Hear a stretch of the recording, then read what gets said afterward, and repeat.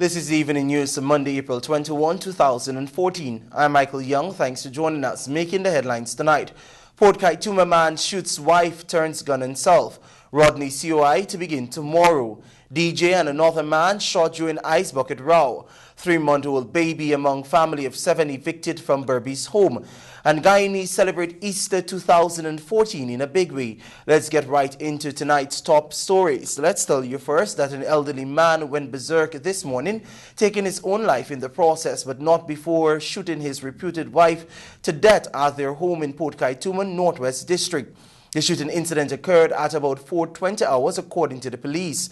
The dead man was identified as Victor Perez, 62, while his reputed wife's name was given as Pamela Martin, 39, both of the same address, Burma Road, Port Kaituma, Northwest District. The couple has been living together for the past 12 years. According to information received, Perez recently returned from Venezuela and reportedly found out that his wife was being unfaithful. This spurred some issues between the couple, whose union brought forth 4 children.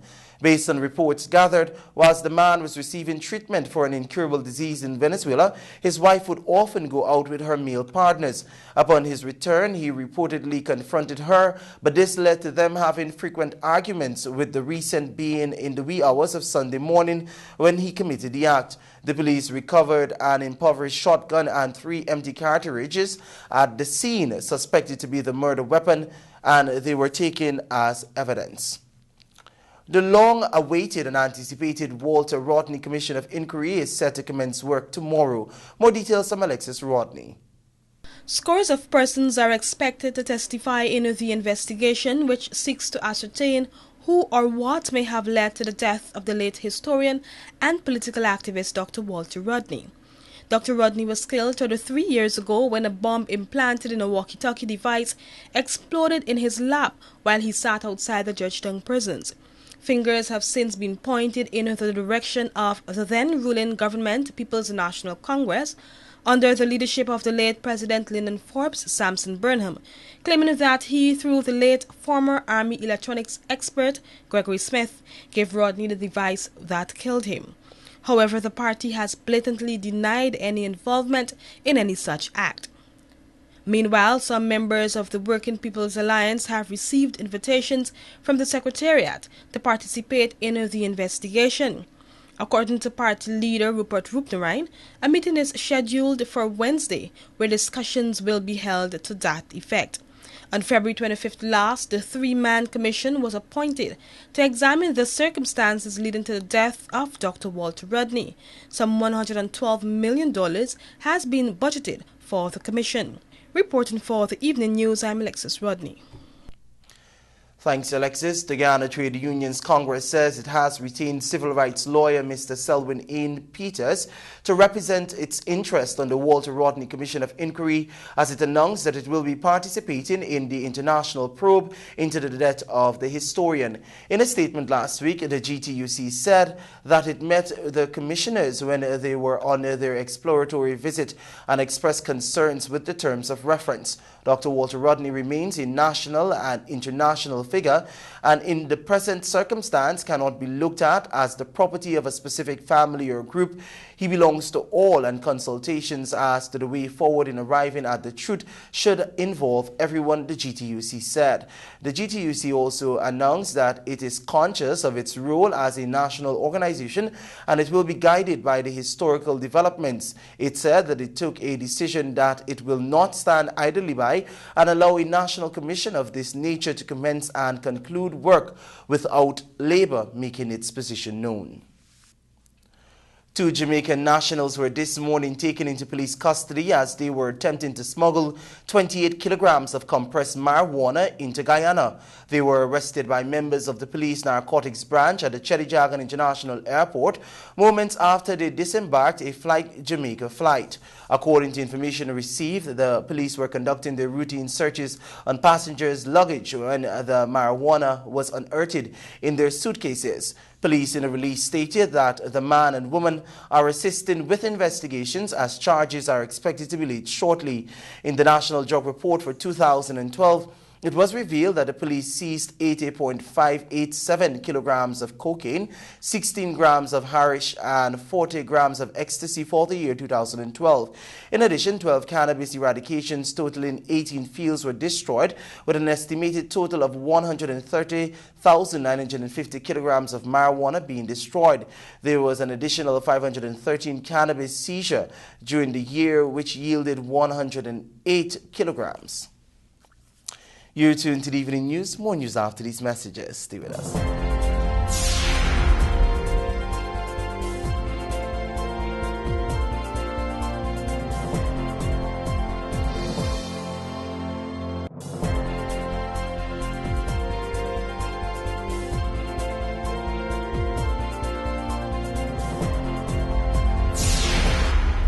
Welcome back. You're tuned to the Evening News.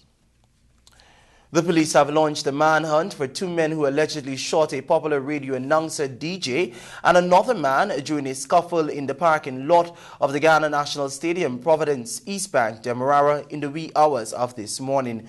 34-year-old Curtis Armstrong, also called DJ Casual of Guyhawk Park, Georgetown, was shot twice and was admitted to the Georgetown Public Hospital, while Sean Hines, 30, of North Rhineville Housing Scheme, who intervened in the scuffle, was shot to his left leg.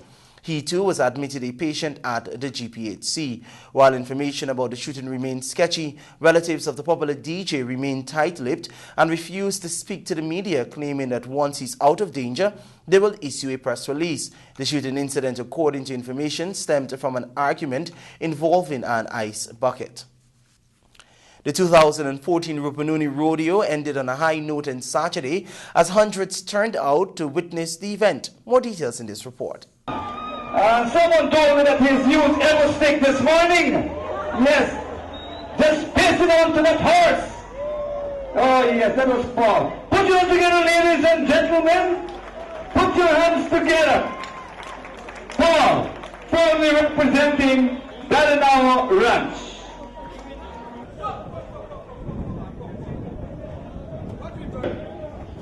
Gabriel, give me a release.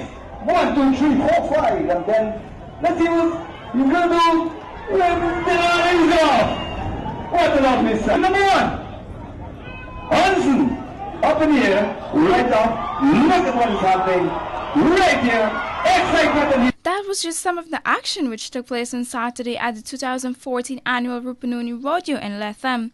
In attendance were President Donald Ramotar, Minister of Culture, Youth and Sport Dr. Frank Anthony, Minister of Tourism Irfan Ali, and veteran pilot Captain Jerry Gavaya, among others. President Donald Ramotar, in brief remarks, noted that the activity was one which contributed greatly not only to Lethem's economy, but the country's economy as a whole. He related that the government will continue to work to make the activity even more prosperous in the coming years. In making the promise, the president made a contribution of 500,000 Ghana dollars to the El Dorado Rodeo Committee. The Rupununi Rodeo is usually held every year around the Easter holidays and attracts hundreds. For the Evening News, Gomati Gangadin. President Donald Ramotar on Saturday also commissioned a new well in central Lethem, which is intended to improve access to water in the surrounding communities. President Ramotar was accompanied by Housing and Water Minister Irfan Ali, Minister of Amerindian Affairs Pauline Sukai, Youth and Sports Minister Dr. Frank Anthony, and the CEO of the Ghana Water Incorporated, Mr. Sheikh Bash, among other officials who were in the region for the annual Rupununi Rodeo. According to a release from the Housing and Water Ministry, in his remarks to the residents gathered, the head of state noted with great satisfaction that the facility is operational and expounded on the importance of access to potable water as a vital commodity. He said that the government anticipates that development in the area will continue and thus the provision of water and other services become imperative. The head of state also pointed to the expansion of farming in communities in the region, along with the development of new housing areas, which will result in increased demands for water. The community of Lethem was on Saturday given an economic boost when the Rupununi Echo Hotel opened its doors to persons participating in the 2014 Rupununi Rodeo. Details in this report. President Donald Ramotar officially commissioned the new Rupununi Echo Hotel, which now boasts 20 new rooms with another 38 scheduled to be completed by year-end. Speaking with the Evening News, Chief Executive Officer of the hotel, Daniel Gaji, explained what will make his hotel unique and one of a kind. We're calling it the Rupununi Eco Hotel because it will be leaning towards environmental friendly practices. For example, we'll be using 50% of our electricity off solar and wind. We'll be recycling our grey water, recycled stationery, and some other stuff we're doing. At the moment, we have completed 20 rooms of possible 58, which will have 18 executive suites, which will also include 2 presidential suites, and we have another 40 luxury rooms. President Donald Ramotar expressed his happiness at the opening of the hotel, noting that such initiatives will result in a massive boost in the country's tourism portfolio. This facility is coming, I believe, at the right time to capitalize on the increased tourism. You know, we have a lot of emphasis on tourism. We see tourism as a new growth pole for our country's economic development. And we have a very good product. We have to be still working on the infrastructure. And this is one of the infrastructure by the private sector that is very important to encourage tourism in our country. So some 60 persons are expected to be employed once the structure would have been completed. Reporting for the Evening News, Gomatik Angadin. A 3-month-old baby and 6 other family members were forced to seek refuge in an abandoned car after the house they had been living in for the last 14 years was sold without their knowledge. The family said on Wednesday at about 21 hours, 2 police officers attached to the Springlands police station came with a well-known businessman whose name was given from Riverton and demanded that they leave the house immediately.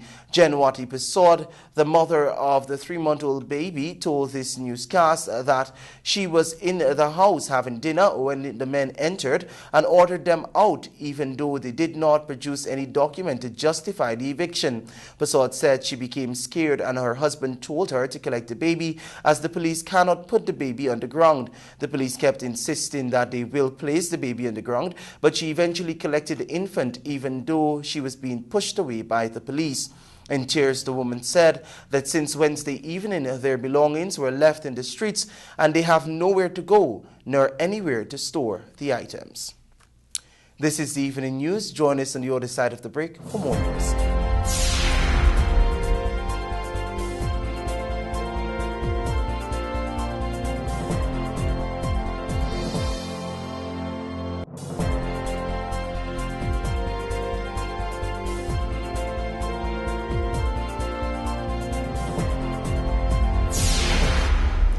Welcome back. You're tuned to TVG Channel 28, and this is the Evening News. The first shipment of rice leaving Guyana for neighboring Venezuela is scheduled to depart Munishwar's Wharf in Georgetown at approximately 21 hours tonight. Details in this report. The shipment, which weighs approximately 6,000 tons, is expected to arrive in the Venezuelan capital Caracas on Friday, April 25th, where it is expected to be offloaded immediately to offset expenses associated with shipping. When this newscast visited the docks earlier today, workers were seen trying to meet the deadline by loading the vessels with the remaining 1,000 tons of rice.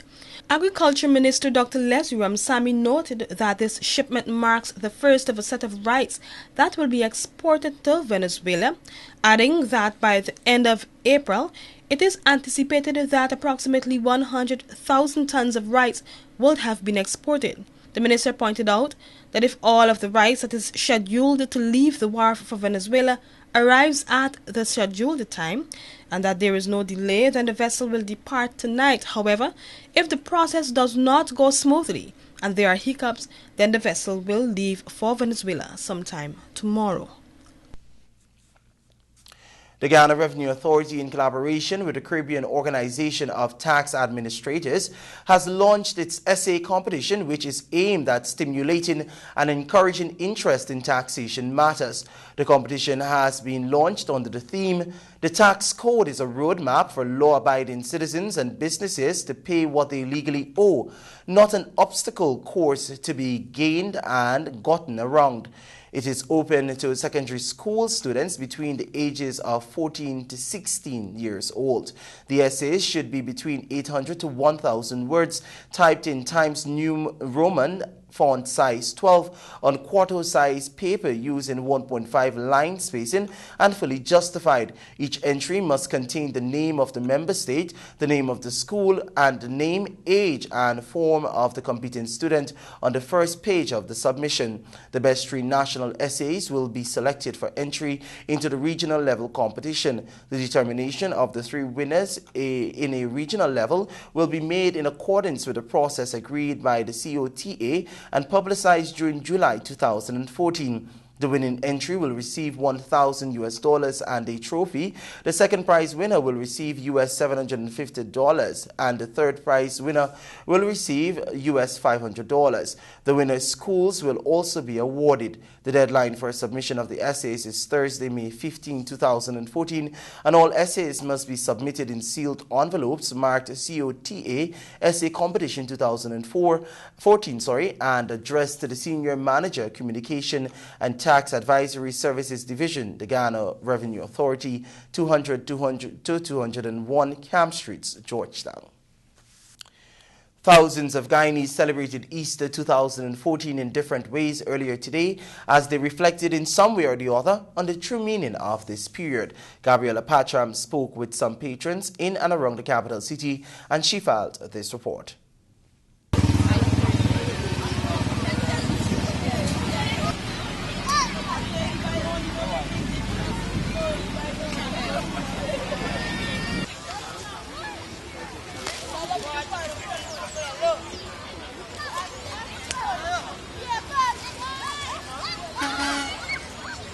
No?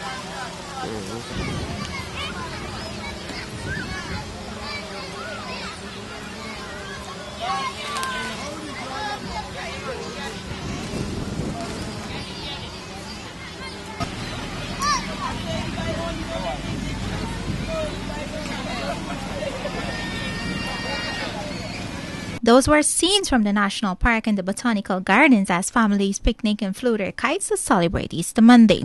The gardens and park were filled with little children running with their bird kites, adults laughing among themselves and keeping an eye on the kids, while some young people were just walking, taking in the scenes.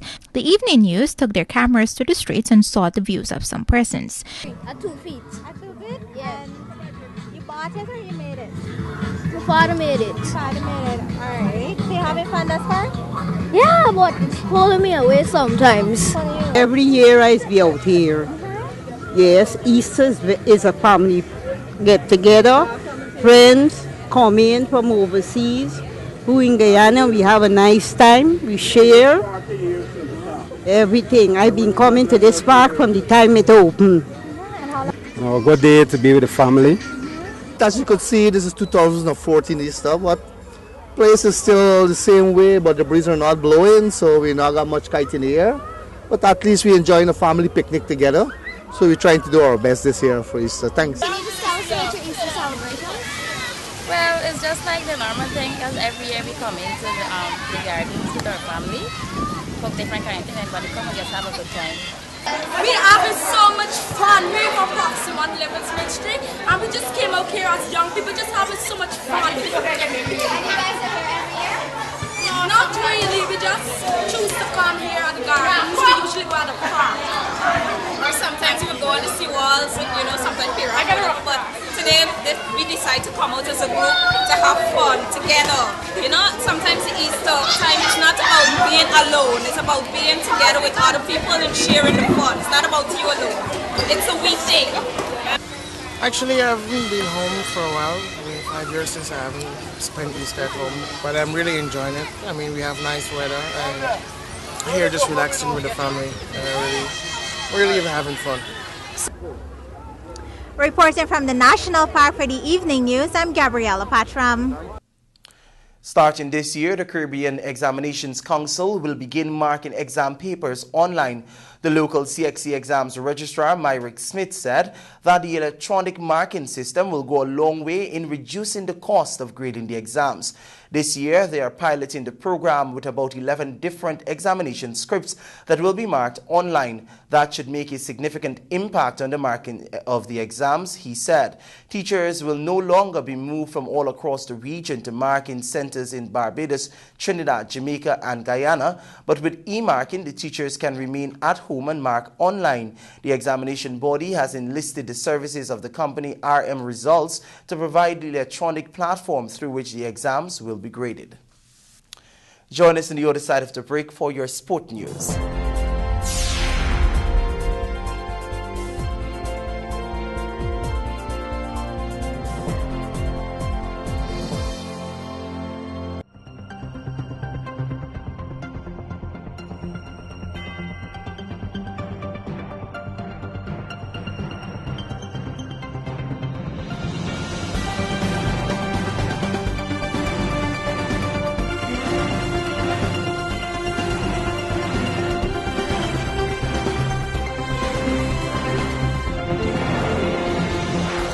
Welcome back. You're tuned to the evening news. It's now time for a look at what's happening in the world of sport. But first, your headlines. GAPF names 12-member team. Price is Right final rained out. And the Rose Hall Tongue Youth and Sports Club to host their annual awards. Our Sportscast is brought to you with the kind compliments of Macor. We believe that everything worth building should be built just once. That is why we build on culture, on trust, on integrity. We exist to do more, better, faster, safer. Your success depends on the foundation it's built on. Everything we do is meant to move you forward. Macor, let's build Guyana together. The Guyana Amateur Powerlifting Federation has named a strong 12-member team to represent Guyana at the 8th Annual North American Power Federation Caribbean Powerlifting Championships in the U.S. Virgin Islands. The contingent includes 9 male and 3 female lifters who have been tasked with maintaining Guyana's dominance at the event.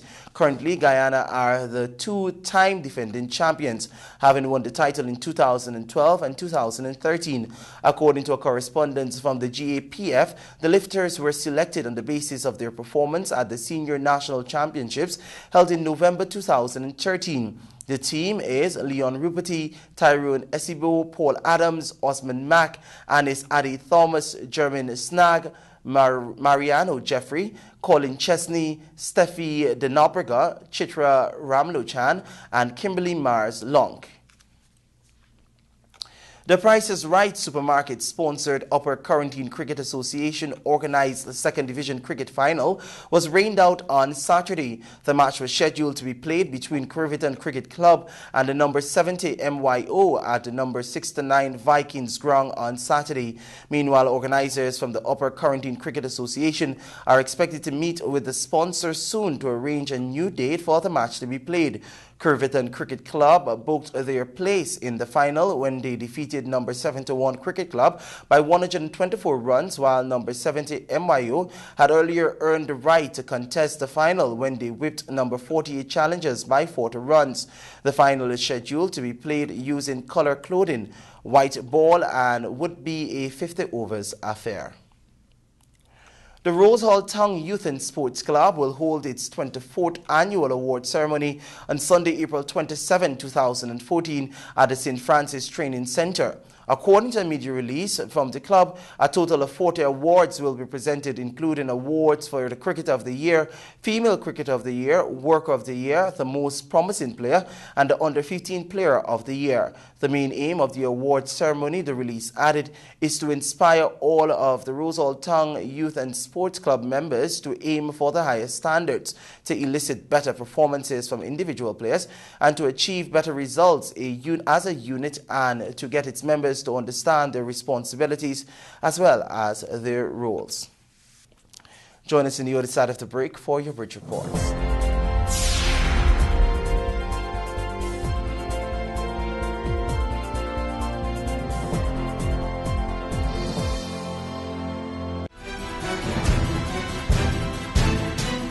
believe that everything worth building should be built just once. That is why we build on culture, on trust, on integrity. We exist to do more, better, faster, safer.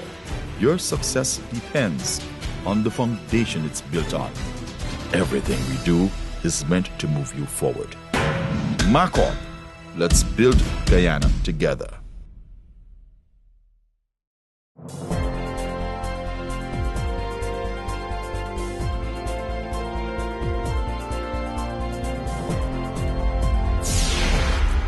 Welcome back. You're tuned to the evening news. It's now time for a look at your bridge reports. The Demerara Harbour Bridge will be closed on Tuesday, April 22 at 8 hours 30 for a period of 1.5 hours. The Berbice River Bridge will be closed on Tuesday, April 22 at 8 hours 20 for a period of 1.5 hours. That's your Monday, April 21 edition of the evening news. I'm Michael Young, thanking you very much for joining us and encouraging you to do join us tomorrow at 1900 hours for a look at the evening news. Goodbye.